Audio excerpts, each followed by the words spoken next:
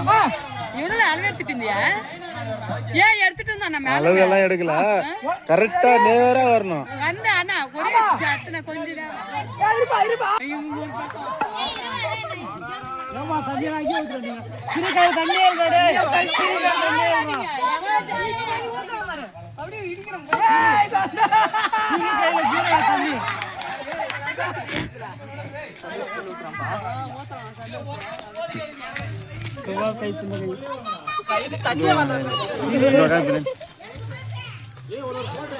சிறிய புல்லா இருந்தா